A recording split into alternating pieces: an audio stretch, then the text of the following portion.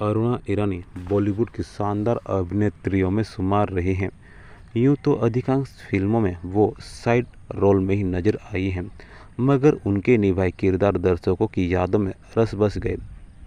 Actress ने comedy से लेकर नेगेटिव रोल तक बड़ी साजीदगी से अदा किए हैं।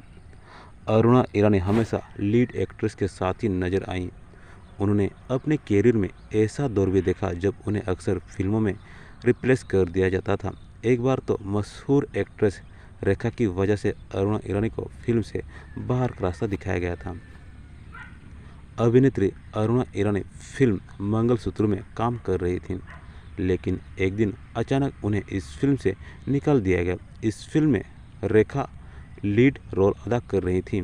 एक बातचीत के दौरान खुद अरुणा ईरानी ने इस बात का जिक्र किया था कि रेखा उनकी बहुत अच्छी दोस्त थीं, फिर भी उन्होंने फिल्म से उन्हें निकलवा दिया। रेखा के कहने पर ही मेकर्स ने फिल्म से अरुणा ईरानी की छुट्टी की थी। अरुणा ईरानी ने एक इंटरव्यू के दौरान इस वाक़ये का जिक्र करते हुए बताया था, रेखा मेरी बहुत अच्छी दोस्त थी।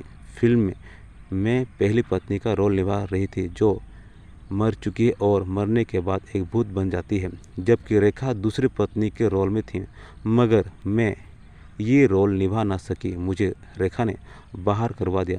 अरुणा ने आगे बताया कि जब उन्हें मेकर से इसकी वजह पूछी तो उन्होंने कहा, सच बताऊं तो रेखा जी नहीं चाहती कि आप इस फिल्म में काम करें।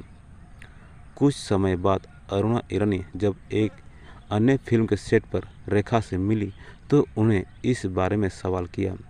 इस पर रेखा ने ये बात कबूल की उन्हें अरुणा को फिल्म से बाहर निकलवा दिया।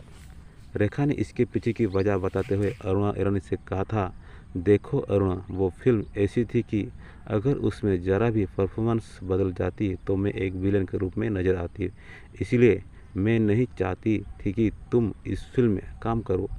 अरुणा ईरानी ने रेखा से कहा कि तुम मुझे फ़ोन कर सकती थी, इस बारे में बात कर सकती थी।